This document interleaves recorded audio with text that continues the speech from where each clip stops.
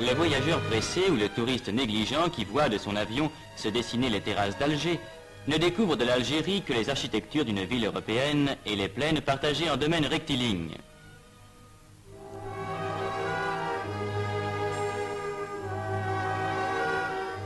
Sur la route, si pareille aux routes de France, il retrouvera les paysages de l'Hérault avec l'immensité de leurs vignobles.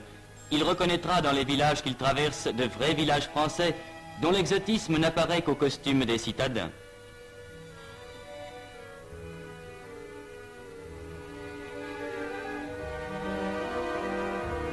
Il situera en Beauce ou en Brie ces plaines ablées dont les chaumes coupés hauts marquent seul que nous ne sommes pas en France.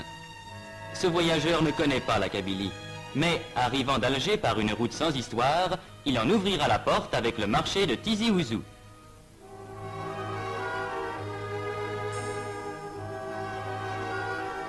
Déjà, il aura rencontré par centaines sur la route ces paysans venus de 20 km à la ronde, à pied ou à dos de mulet, poussant leurs bêtes. Et il se trouvera soudain au détour de la route, devant une foule bigarrée d'où monte une immense poussière et un infini brouhaha. C'est le marché.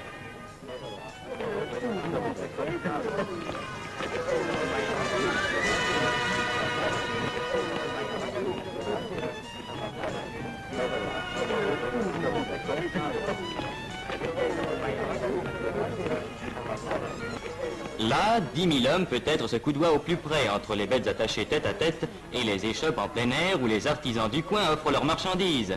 Là se rassemble pour une journée tout ce qui se vend et tout ce qui s'achète. Là se retrouvent tous les donneurs de nouvelles et aussi tous les marchands d'Orviétan.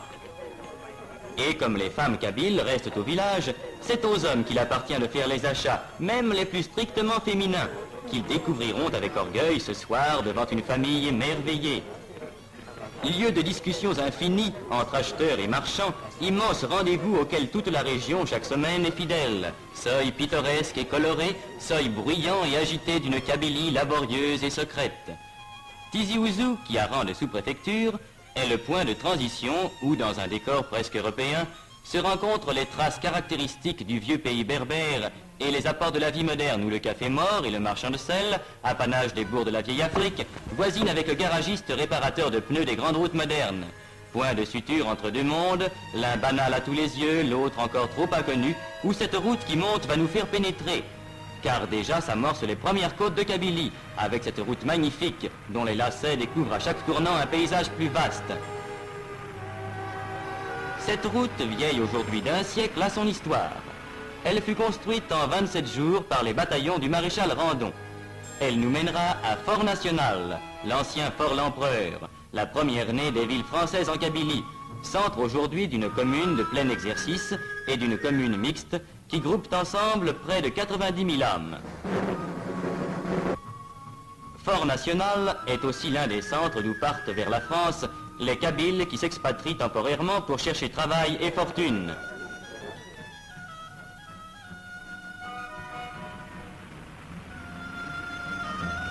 C'est de là que s'en vont ces travailleurs que les mines et les usines françaises emploient volontiers pour leur qualité, laissant au pays les femmes et les vieillards.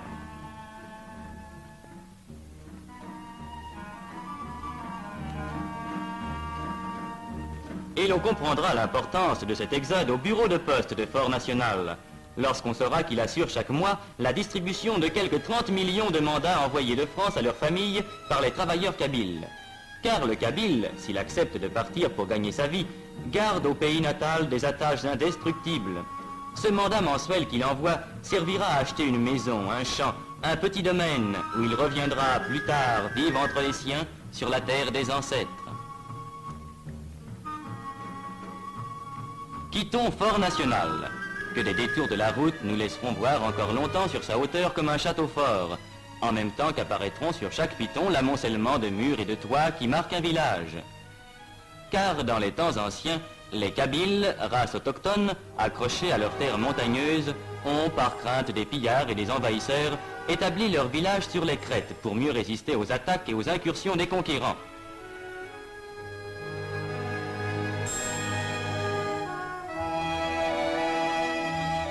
Le sol, abrupt mais verdoyant, permet l'élevage et il n'est pas de famille qui n'ait ces quelques moutons que garde un petit berger aux yeux rieurs.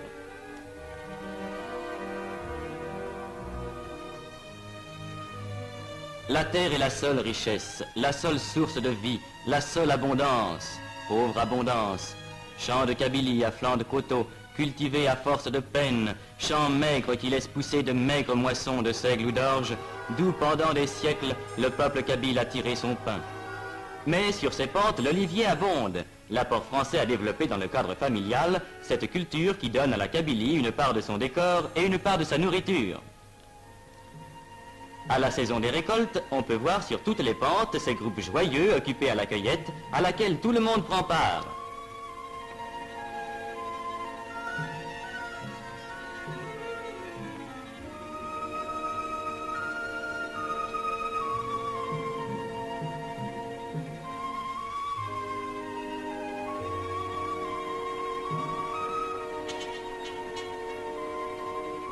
Pittoresque kabyle.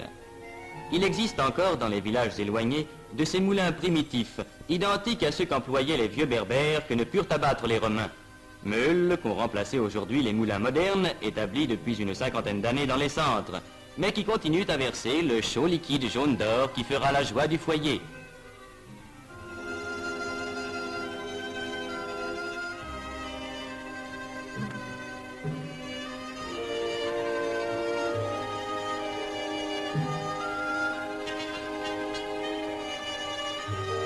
Nous nous arrêterons un instant auprès de la meule ancestrale. Nous regarderons couler le beau sang des olives, cette richesse liquide et parfumée dont l'odeur emplit à la saison chaque maison de Kabylie. Nous suivrons cette vieille chargée qui, comme autrefois, s'en va avec son fardeau vers son village haut perché.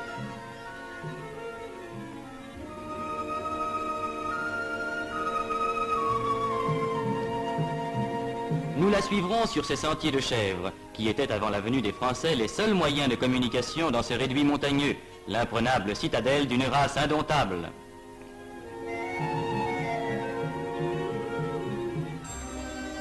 Nous parviendrons avec elle au village qui a souvent gardé son allure ancienne, avec ses chemins étroits entre les murailles, ses fileuses au seuil des portes et son grand air de dignité robuste.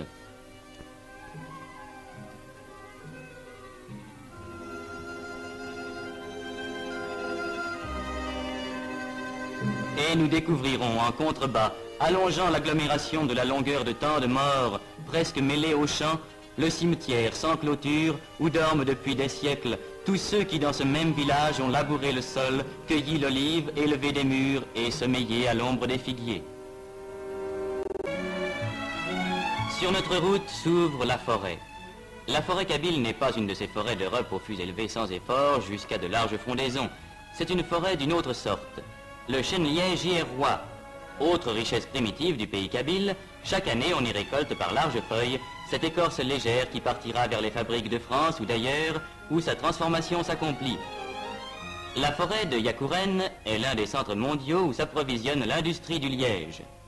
Capitale des bouchons, la nomma un jour un voyageur. Boutade, boutade et vérité.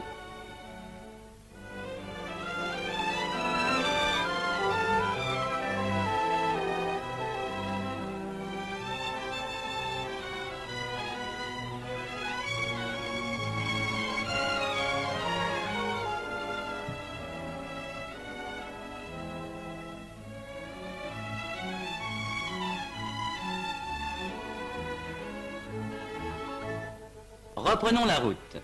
Par de nouvelles côtes, nous atteindrons Michelet, qui étage ses maisons le long de sa grande rue à 1085 mètres d'altitude, et d'où l'on découvre un paysage montagneux barré au fond par les plus hauts sommets du Djurdjura, les crêtes de la Kouker et la pointe de l'Alla Khadidja. Michelet, chef-lieu d'une commune mixte de 80 000 habitants, règne sur les contreforts de la grande barrière montagneuse. Dernier centre sur la route des montagnes, Michelet aligne le long de ses bâtiments modernes ses spectacles pittoresques et contrastés, le palabre des vieillards et au pied de sa mairie, l'écolier devenu écrivain public.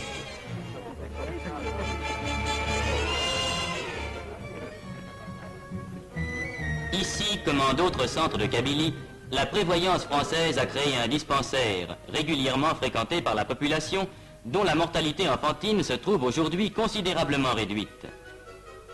En Kabylie aussi, l'apport français a été de créer pour ce peuple terrien une école d'arboriculture. où jeunes Français et jeunes Kabyles apprennent l'art complexe de la greffe et de la plantation, la science de l'arbre qui dans l'avenir décuplera peut-être la richesse de la Kabylie en faisant un vaste verger.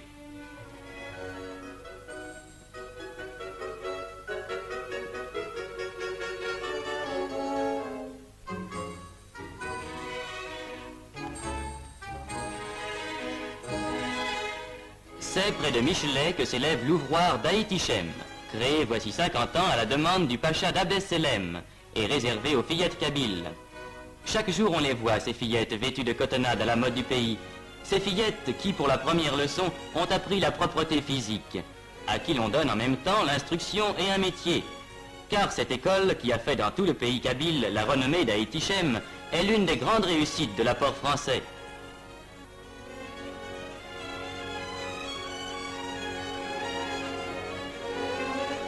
Ces fillettes, une fois sorties de l'école, font prime sur le marché du mariage.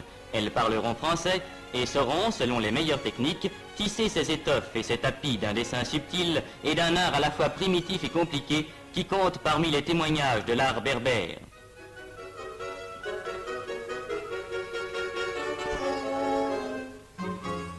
Mais ces fillettes témoignent aussi de l'importance qu'a prise en Kabylie l'assistance médicale depuis 100 ans. À Michelet, et c'est un exemple entre autres, les fillettes d'Aït-Ichem vont régulièrement subir un examen de santé à l'hôpital Sainte-Eugénie, où le personnel et le matériel répondent aux plus extrêmes exigences.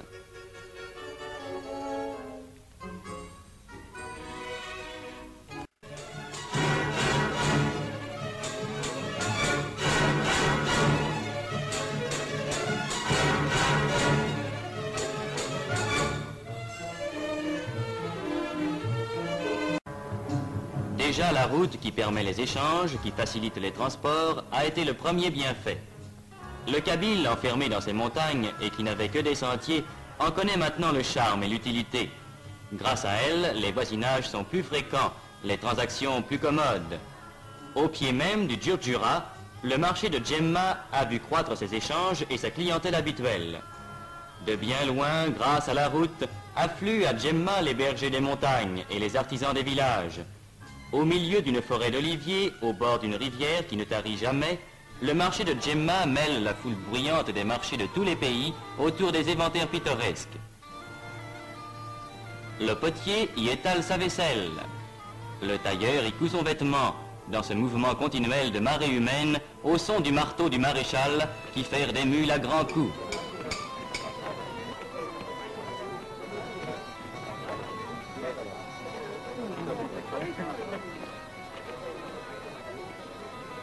Mais la caractéristique de Djemma, c'est son marché aux bestiaux et sa boucherie en plein vent, où en l'espace d'une journée, des centaines de bêtes passent à l'abattoir.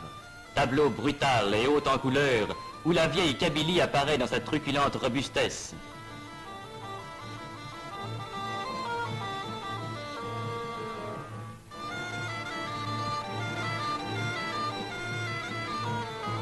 C'est là qu'avant le départ, on se régalera d'une brochette savamment découpée, savamment préparée, savamment cuite. Le régal du marché d'Afrique. Et ce sera le soir sur la place vide, l'heure des charognards, ces auxiliaires gratuits de la voirie qui feront place nette. Abandonnons aux charognards le marché de Djemma et poursuivons notre route vers les villages des Beni Yeni. On ne connaîtrait pas la Kabylie sans avoir vu ces 6 villages qui en sont proprement le cœur. Sans doute, depuis l'ère française, les villages ont changé. La dure silhouette du château d'eau qui domine Aït Larba en est le premier témoignage. Car aujourd'hui, ces 6 agglomérations qui groupent la plus forte densité humaine en pays kabyle, 248 habitants au kilomètre carré, connaissent sur leur sommet le miracle de l'eau vivante, cette eau qu'il fallait naguère charrier le long des pentes.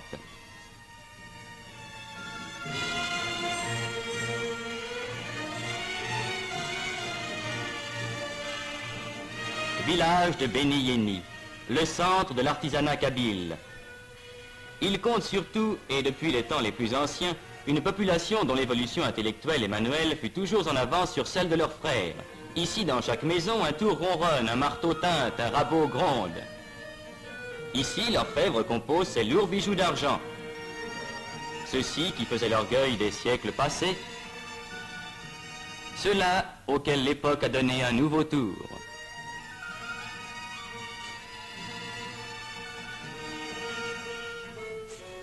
Là, l'ébéniste ajuste ses coffrets délicats incrustés de nacre ou d'ivoire, dont les dessins gardent le caractère d'un art particulier resté pur des apports étrangers.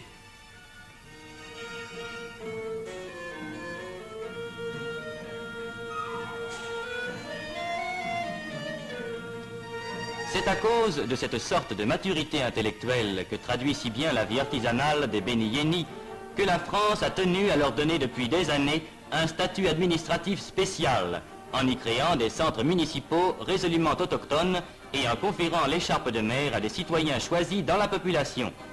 Cette innovation a depuis été grandement élargie, mais ce sera l'orgueil de la Kabylie d'avoir en Afrique du Nord donné les premiers musulmans saints de l'écharpe tricolore. C'est ainsi qu'on peut voir, comme au centre municipal de Tassaf Tougemoun, autour de son maire revenu de Paris après y avoir travaillé des années, un conseil municipal uniquement composé d'enfants du pays, examinant avec compétence les affaires de la commune, réglementant, décidant et statuant avec autorité sur l'administration communale.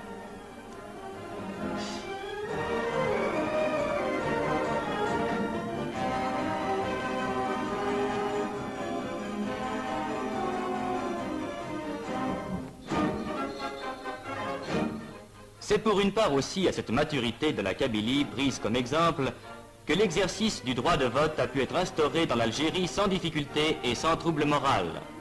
La démocratie est d'ailleurs depuis toujours dans les usages et dans la vie du pays, et il n'est pas inutile de rappeler que les Kabyles ont de tout temps vécu au milieu de leurs montagnes dans l'usage journalier des règles de la vie démocratique.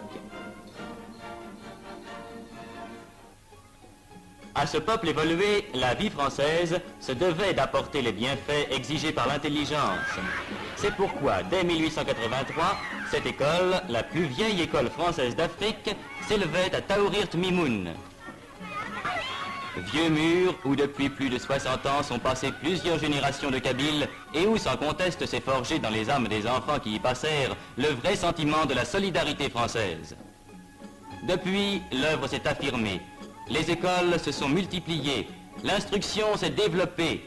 Déjà, la Kabylie fournit des instituteurs, et il n'est pas rare de rencontrer parmi eux des ménages d'instituteurs, lui kabyle, elle française. Ainsi, dans la plus vieille école d'Afrique comme dans la plus récente, cette école destinée aux filles, extraordinaire révolution car jusqu'ici la coutume kabyle s'y opposait, s'opère la grande tâche d'instruction et d'éducation qui assurera au peuple kabyle les gages d'un avenir florissant. Fillettes de Kabylie élevées dans le climat et le goût de l'instruction française, elles seront demain dans leur foyer les meilleures tenantes de la raison française.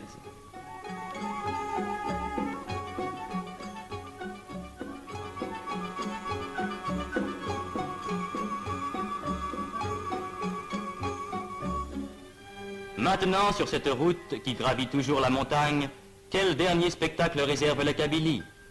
La végétation se fait plus rare. L'empire du roc et de la pierre nue s'affirme.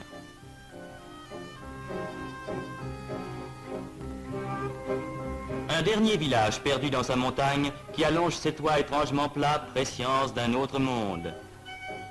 La montagne toujours plus rude, toujours plus sèche. Et tout à coup, au détour de la route, cette caravane qui a passé l'école et qui vient du désert.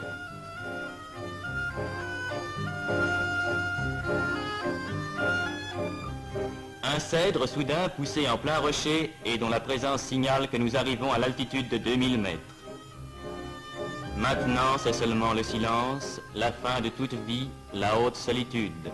Nous sommes aux confins du pays kabyle, le Djurdjura bord l'horizon, au-delà commence le sable, le pays sans vie, le grand désert.